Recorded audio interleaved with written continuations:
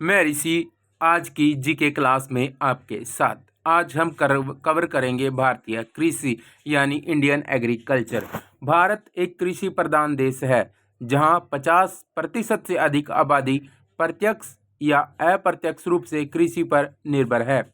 स्वतंत्रता के पश्चात 1950 से 1951 में सकल घरेलू उत्पाद में कृषि का योगदान 52% था।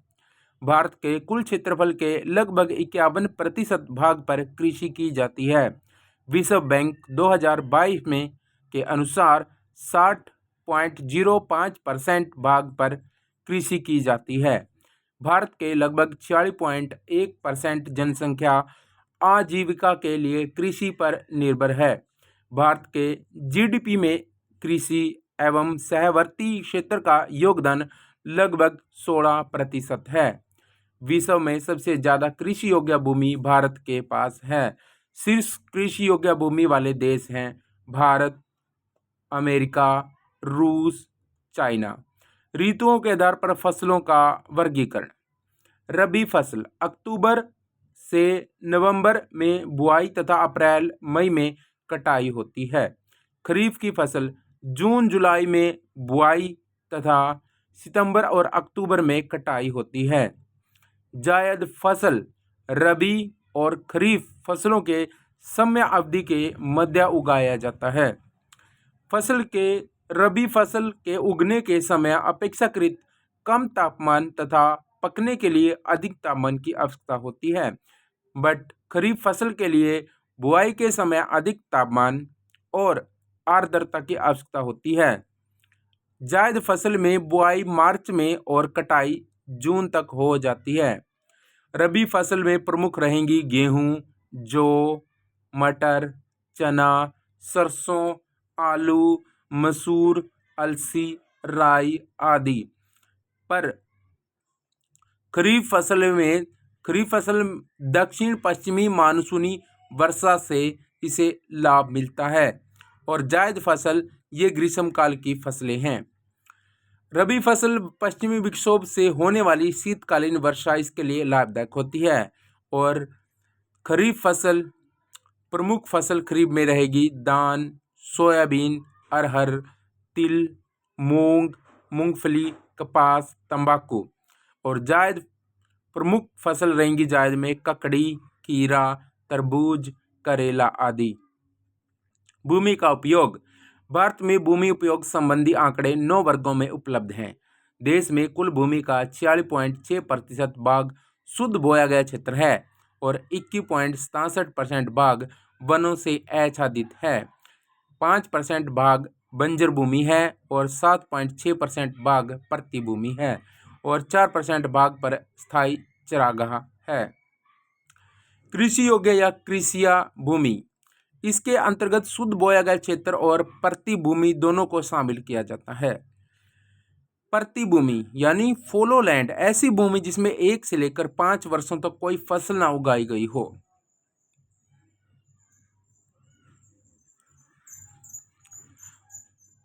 बंजर भूमि यानी बैरन लैंड, एक ऐसी भूमि जो कृषि करने योग्य ना हो। दोषपूर्ण एवं अवैज्ञानिक कृषि विधियों से भी कृषि योग्य भूमि बंजर में तब्दील हो सकती है। अब बात करते हैं भूमि सुधार की। स्वतंत्रता के बाद भारत में भूमि सुधार की दिशा में कई कदम उठाए गए, जैसे कि हदबंदी कानून। इसके द्वारा एक व्यक्ति के अधिकार में रखी जाने वाली अधिकतम भूमि की सीमा निर्धारित की गई और अतिरिक्त भूमि को भूमिहीनों में वितरित करने का लक्ष्य रखा गया है। देश में कृषि भूमि का 48% भाग केवल 10% किसानों के पास है और अधिकतर किसान भूमिहीन हैं। इस विषमता को दूर करने के लिए सरकार ने 1954 में सभी राज्यों को भूमि हदबंदी संबंधी कानून के निर्देश दिए और इस दिशा निर्देश में सर्वप्रथम प्रयास जम्मू कश्मीर ने किया था। बात करें अगर चकबंदी की। भारत में तेजी से बढ़ती जनसंख्या और उत्तराधिकार कानून के कारण कृषि जोतों का आकार छोटा हो गया है। तो देश में 59 यानी 59% भू जोतों का आकार 1 हेक्टेयर से भी कम है, जिसे सीमांत जोत यानी मार्जिनल होल्डिंग कहते हैं। और 1 हेक्टेयर से छोटे भू जोत वाले किसान को सीमांत कृषक कहते हैं यानी मार्जिनल फार्मर कहते हैं। केवल 1.6% भू जोतों का आकार 10 हेक्टेयर से अधिक है, जिसे बड़ी जोत कहते हैं। 1970 से 1971 से लेकर 1990-91 के दौरान देश में भू जोतों का औसत आकार 2.28 हेक्टेयर से घटकर 1.5 हेक्टेयर तक पहुंच गया। अतः किसानों के छोटे छोटे भूखंडों को एकत्रित करके किसी क्षेत्र में पुनः नियोजित करने के उद्देश्य से 1980 के दशक में सभी राज्यों में चकबंदी कानून लाए गए। लेकिन इस दिशा में ठोस सफलता केवल हरित क्रांति के क्षेत्रों पंजाब, हरियाणा और पश्चिमी उत्तर प्रदेश में ही मिल गई। बिहार और पश्चिम बंगाल जैसे राज्यों में इसे आज तक लागू नहीं किया गया। अब बिचौलियों का जो अंत है, 1950 से 53 के दौरान पूरे देश में जमींदारी उन्मूलन कानून बनाकर बिचौलियों का अंत किया गया और काश्तकारों को भूमि का स्वामित्व दिया गया। 2 करोड़ किसानों को काश्तकारी अधिकार और 1 करोड़ किसानों को भूमि का स्वामित्व प्रदान कर 60 लाख हेक्टेयर जमीन भूमिहीन किसानों में बांटी गई। लेकिन मौखिक व्यवस्था होने के कारण इसे पूरी तरह से लागू नहीं किया जा सका। अब बात करें तो काश्तकारी सुधार, केवल पश्चिमी बंगाल में इसके लिए कानून बनाया गया है। वहाँ काश्तकारों और बंटाईदारों को तब तक जोत का अधिकार दिया गया है जब तक कि भूस्वामी स्वयं खेती न करने लगे। भूस्वामी यदि जमीन बेचना चाहे तो उसे पहली प्राथमिकता बंटाईदार को देनी होगी। इस कानून में यह भी प्रावधान है कि कृषि उत्पादन का 10वां हिस्सा बंटाईदार को और 6वां हिस्सा भूस्वामी को मिलेगा। तो अब करने वाले हैं कृषि के प्रमुख प्रकार, जैसे जीविकोपार्जन कृषि। जीविकोपार्जन कृषि यानी सबसिस्टेंस फार्मिंग, इसमें न्यूनतम भूमि से अधिकतम उपज प्राप्त की जाती है। उपज का अधिकतम भाग प्राय किसान अपने स्वयं की पूर्ति के लिए करता है। इसे गृहन कृषि या जीवन निर्वाह कृषि भी कहते हैं। बात करें स्थानांतरण कृषि की आदमीय विधि, प्राचीन विधि भी इसी को बोलते हैं। किसी विशेष क्षेत्र में जंगलों को काट कर, जलाकर, साफ कर उस पर कृषि की जाती है तथा कुछ वर्ष बाद उसे छोड़कर दूसरे क्षेत्र में चले जाते हैं। इसे स्थानांतरण कृषि कहते हैं। उसके बाद आता है रोपण या बागानी कृषि यानी प्लांटेशन एग्रीकल्चर। एक वाणिज्यिक कृषि है जिसमें एक बड़े भूभाग पर किसी एक फसल का बड़े पैमाने पर खेती की जाती है। प्रमुख फसल रहेंगी चाय, कहवा, रबड़, नारियल, काजू, केला, गन्ना आदि। अधिक पूंजी और गहन श्रम की आवश्यकता होती है। नकदी फसल में क्या क्या आता है? कैश क्रॉप में इसमें फसलों का उत्पादन का मुख्य उद्देश्य बाजार में बेचकर मुनाफा कमाना है, जैसे गन्ना, कपास, तंबाकू, जूट इत्यादि। उसके बाद आता है मिश्रित कृषि। ऐसी कृषि जिसमें एक ही स्थान पर फसल उत्पादन तथा पशुपालन का कार्य साथ साथ किया जाता है, उसे मिश्रित कृषि कहा जाता है। अंतर फसल इंटरक्रॉपिंग, इसका क्या मीनिंग है? इसका मीनिंग है कि ऐसी कृषि जिसमें एक ही स्थान पे खेत में एक साथ दो या अधिक फसलों को एक साथ उगाया जाता है, अंतर फसल कहलाता है। जैसे गेहूं के साथ सरसों या मटर रोपना। मिट्टी की उर्वरा शक्ति बेहतर, कोर्ट व रोग प्रबंधन, बेहतर संसाधन उपयोग हो जाता है, किसान आय में वृद्धि होती है। अंत फसल रिले क्रॉपिंग, इसमें क्या होता है? यह एक बहु फसल प्रणाली है जिसमें एक फसल की कटाई से पहले ही दूसरी फसल लगा दी जाती है। मिट्टी की नमी और पोषक तत्वों का अधिकतम उपयोग होता है। इसमें उत्पादन में वृद्धि होती है और कृषि आय में भी वृद्धि होती है। जैविक कृषि वैसी कृषि जिसमें रासायनिक उर्वरक व कीटनाशक स्थान पर जैविक खाद व जैव कीटनाशक का उपयोग किया जाता है, उसे जैविक कृषि कहते हैं। उसके बाद बात करें तो जलीय कृषि, इसके अंतर्गत जलीय जीवों के पालन, संवर्धन, प्रबंधन तथा उपयोग शामिल हैं, जैसे कि मछली तथा अन्य समुद्री उत्पाद, झींगा, मोती, शंख आदि का उत्पादन। एकापोनिक कृषि, इसके अंतर्गत मत्स्य पालन के साथ साथ पौधों को भी उगाया जाता है। इसमें पौधों को बिना मिट्टी के पानी में उगाया जाता है तथा पोषक तत्वों के लिए मछलियों के अपशिष्ट का उपयोग किया जाता है। इसमें जल से भरे टैंक या बंद लूप प्रणाली में पौधे व मछली को एक साथ वृद्धि कराया जाता है। एरोपोनिक्स, यह पौधा उगाने की विधि है जिसमें पौधे की जड़ें हवा में लटकती रहती हैं और उन्हें पोषक तत्वों से भरपूर धुंध से सिंचाई की जाती है। इसमें पौधों को नियंत्रण वातावरण में उगाया जाता है जिससे भारी मौसम का प्रभाव बहुत कम हो जाता है।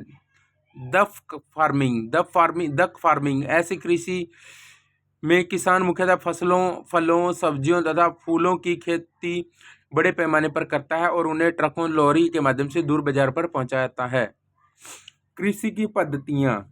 वाणिज्यिक कृषि, यह बड़े बड़े फार्मों की स्थापना करके व्यापारिक उद्देश्य से की जाने वाली कृषि है। इसके अंतर्गत विशेष प्रकार की नकदी फसलों का उत्पादन मुनाफा कमाने के लिए किया जाता है।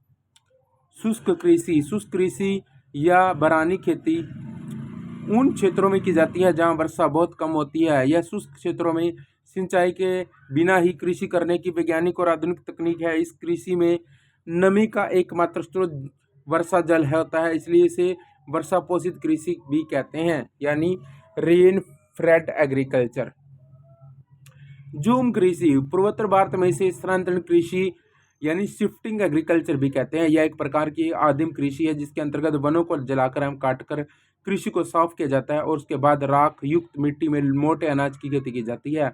2 से 3 वर्षों तक फसलें उगा लेने के बाद जब भूमि की उर्वरा शक्ति कम हो जाती है तो किसान नई भूमि को साफ करते हैं। इसे काटो और जलाओ अथवा बुश फैलो भी कहते हैं।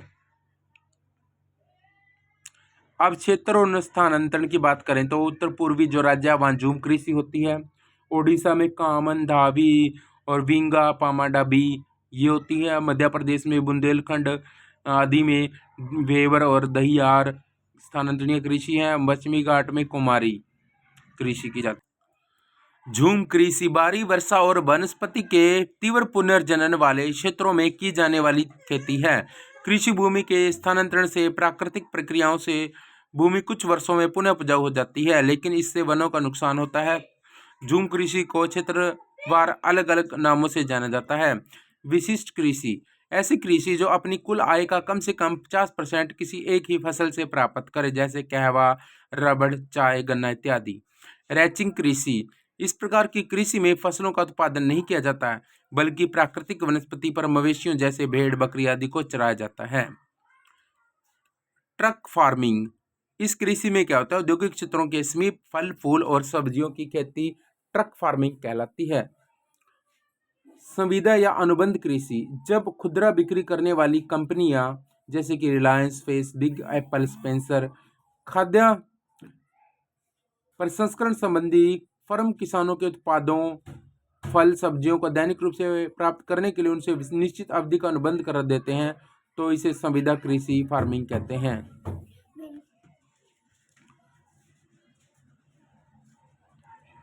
गहन कृषि जिन देशों में जनसंख्या घनत्व अधिक होता है परंतु कृषि भूमि की कमी रहती है, वहाँ कृषि भूमि की प्रत्येक इकाई पर अधिक पूंजी और श्रम के प्रयोग द्वारा निश्चित अवधि में फसलों का अधिकतम उत्पादन किया जाता है। पारिस्थितिक कृषि इसके अंतर्गत मृदा के प्राकृतिक गुणों और पारिस्थितिक तंत्र को हानि पहुंचाए बिना कृषि की जाती है। इसके अंतर्गत मृदा निम्नीकरण, पर्यावरण निम्नीकरण और जल प्रदूषण को रोकने के लिए रासायनिक उर्वरकों, कीटनाशकों की बजाय जैविक खाद और जैविक कीटनाशकों का प्रयोग किया जाता है। इसे जैविक कृषि भी कहते हैं।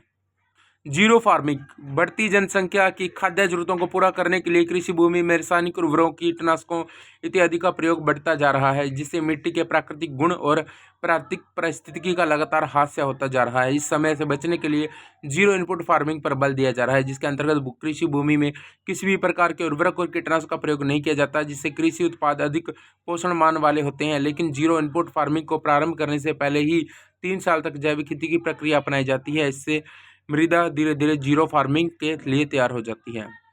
भारत के में मुख्य रूप से 3 प्रकार की फसलें पाई जाती हैं। रबी की फसल आषाढ़ी फसल कहते हैं, जिसको अक्टूबर नवंबर में बोई जाती है, मार्च अप्रैल में काटी जाती है, जैसे कि गेहूं, जौ, चना, मटर, मसूर, आलू, सरसों इत्यादि।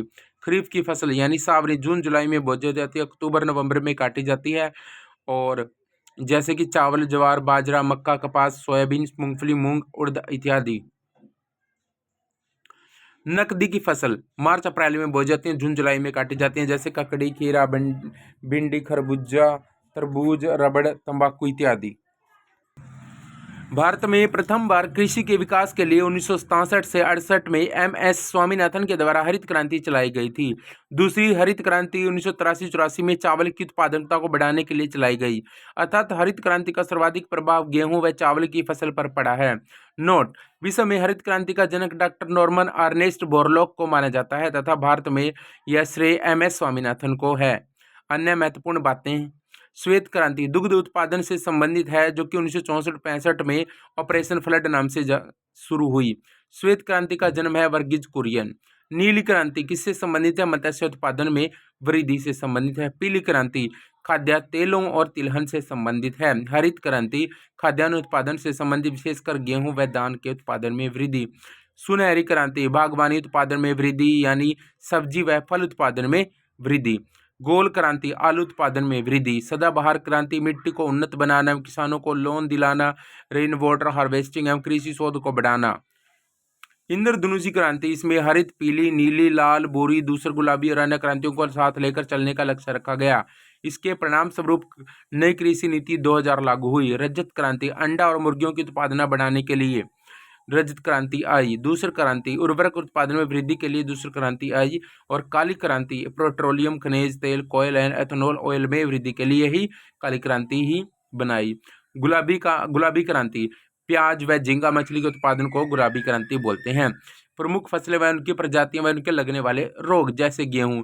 महत्व, चावल के बाद भारत की दूसरी प्रमुख फसल है और भारत विश्व का 12% है गेहूं पैदा करता है। चीन के बाद दूसरा स्थान है। क्षेत्रफल में बात करें तो कुल कृषि भूमि का 14% भाग गेहूं के अंतर्गत आता है और हरित क्रांति का सबसे अधिक प्रभाव गेहूं पर पड़ा है। जलवायु, वर्षा 25 से 75 सेंटीमीटर और तापमान बोते समय 10 डिग्री सेल्सियस और बढ़ते समय मतलब जब बढ़ाई की जाती है उसकी तो 15 डिग्री सेल्सियस।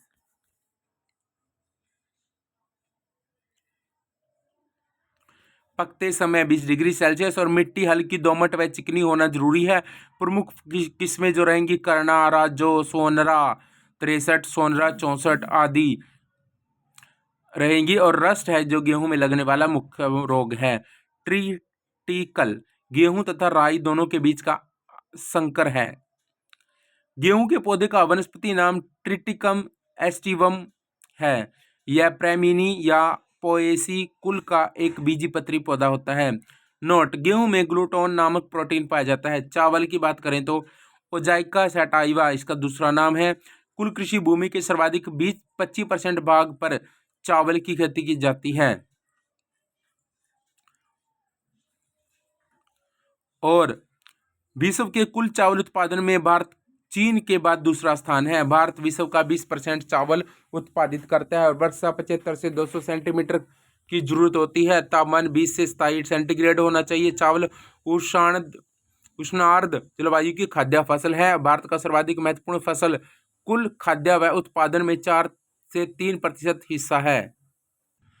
चावल की प्रमुख किस्में अमन, ओस, बोरो, वियाड़ी, अम्बे मोहद, लक्ष्मी भोग, डलुआ, स्वर्णावरी, नवराई, जया, लुनीसरी, माही इत्यादि हैं। नोट, गोल्डन दान की किस्म में सर्वाधिक मात्रा में विटामिन ए पाया जाता है। गोल्डन राइस में बीटा कैरोटीन पाया जाता है। चावल कार्बोहाइड्रेट का स्रोत माना जाता है।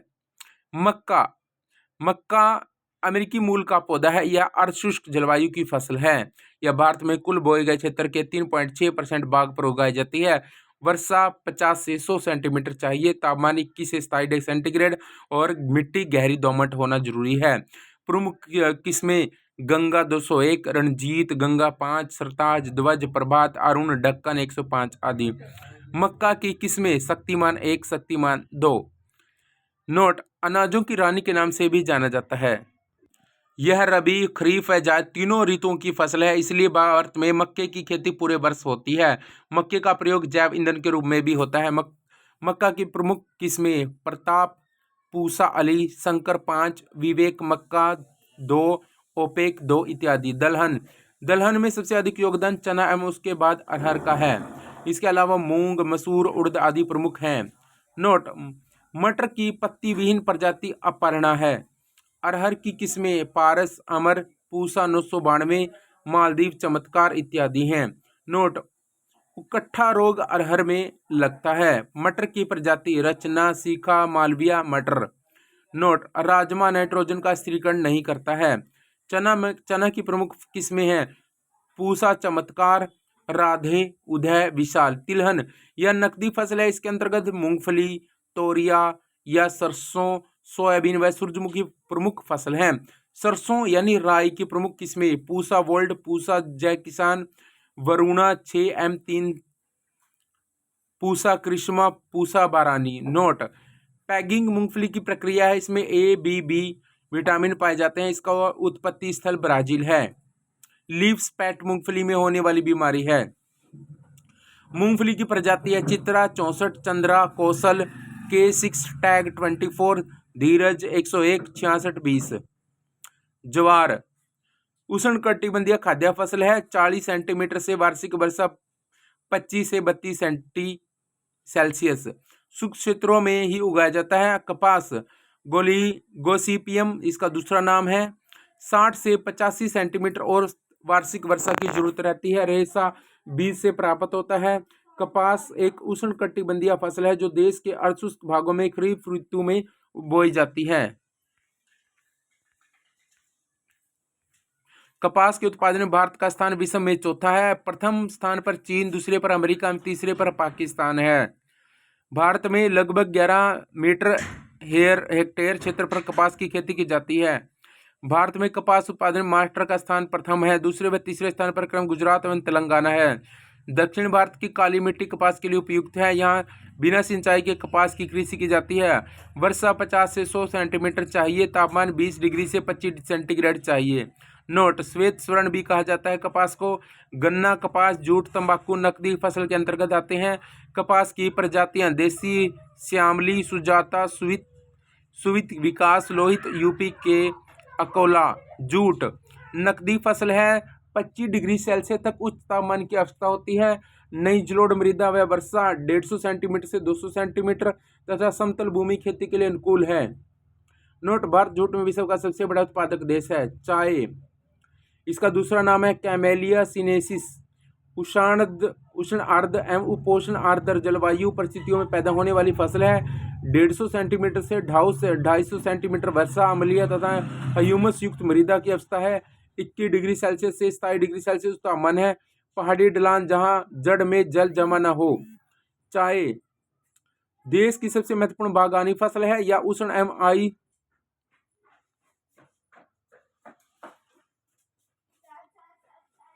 उष्ण एवं उपोष्ण आई जलवायु परिस्थितियों में पैदा होने वाली फसल है। चाय की खेती प्राय पहाड़ी ढलानों पर की जाती है ताकि इसकी जड़ में जल का जमाव न होने पाए। भारत विश्व में 28% पैदा करता है चाय। नोट: चीन चाय का दुनिया में सबसे बड़ा उत्पादक देश है। भारत में असम चाय उत्पादन में अग्रणी है। कहवा कॉफी एक कहवा यानी कॉफी एक उष्णकटिबंधीय रोपण कृषि की फसल है। या अबीसिनियाई मूल का पौधा है। भारत में बाबा बुदन की पहाड़ियों कर्नाटक पर सर्वप्रथम कॉफी का पौधा लगाया गया था। वर्तमान में देश की समस्त कॉफी का 2/3 से अधिक भाग अकेले कर्नाटक उत्पादित करता है। कॉफी उत्पादन में भारत का विश्व में 5वां स्थान है। प्रथम स्थान पर ब्राजील है। कॉफी की 3 किस्में पाई जाती हैं: अरेबिका, रोबेस्टा और लाइबेरिका। भारत अरेबिका कॉफी का उत्पादन करता है जिसकी अंतर्राष्ट्रीय बाजार में बहुत मांग है। वर्षा 150 से 250 सेंटीमीटर चाहिए। तापमान 15 से 18 सेंटीग्रेड। किस्में: अरेबिका कहवा 48%, रोबेस्टा 52% और 16 से 28 डिग्री सेल्सियस तापमान, 100 सेंटीमीटर से 200 सेंटीमीटर की वार्षिक वर्षा, ढलुआ भूमि उपजाऊ। अरेबिका, रोबस्टा एवं लाइबेरिका कॉफी की प्रमुख किस्में हैं। भारत सर्वाधिक रोबस्टा कॉफी का उत्पादन करता है। तंबाकू यानी निकोटियाना टैबेकम। तंबाकू भारत में 1508 ईस्वी में पुर्तगालियों द्वारा लगाया गया था। आज भारत चीन और ब्राजील के बाद तंबाकू का तीसरा बड़ा उत्पादक है। वर्तमान में यह सरकार के राजस्व का एक महत्वपूर्ण स्रोत है। वर्षा 50 से 100 सेंटीमीटर चाहिए। तापमान 16 से 35 सेंटीग्रेड। नारियल कोकोस न्यूसीफेरा। नारियल उष्णकटिबंधीय जलवायु का बागानी पौधा है जिसे सूखी एवं पाल रहित तटीय जलवायु में पहाड़ी डालों के सहारे 800 से 1000 मीटर की ऊंचाई तक उगाया जाता है। भारत विश्व का तीसरा बड़ा उत्पादक देश है। भारत में केरल सबसे बड़ा नारियल उत्पादक है। वर्षा 150 सेंटीमीटर से अधिक।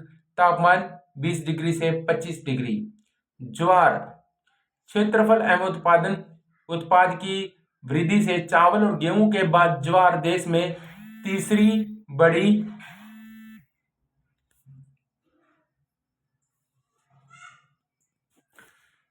बड़ी सबसे महत्वपूर्ण खाद्यान्न फसल है। उत्तर भारत में ज्वार मुख्यतः खरीफ फसल है, जबकि दक्षिण राज्यों में यह खरीफ और रबी दोनों ऋतुओं में बोई जाती है। विश्व में ज्वार का सबसे बड़ा उत्पादक देश भारत है। वर्षा 30 से 100 सेंटीमीटर, तापमान खरीफ के मौसम में 26 से 35 तथा रबी में 16 सेंटीमीटर अधिक। मिट्टी हल्की दोमट मिट्टी चाहिए। बाजरा पेनिसेटम ग्लोकम।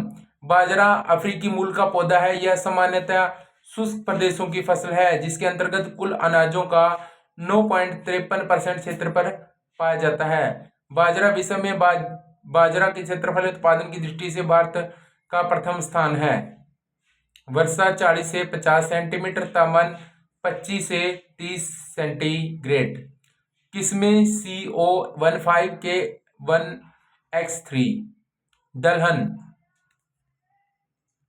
भारत विश्व में दलहन का सबसे बड़ा उत्पादक है। दालों के अंतर्गत चना, अरहर, उड़द, मूंग, मसूर, मटर, लोबिया व मोठ आदि कई खाद्यान्न कहे जाते हैं। इनमें प्रोटीन की मात्रा सबसे अधिक होती है। ये मृदा की वायुमंडलीय नाइट्रोजन प्रदान करती है, जिससे मृदा की उर्वरा शक्ति बढ़ती है।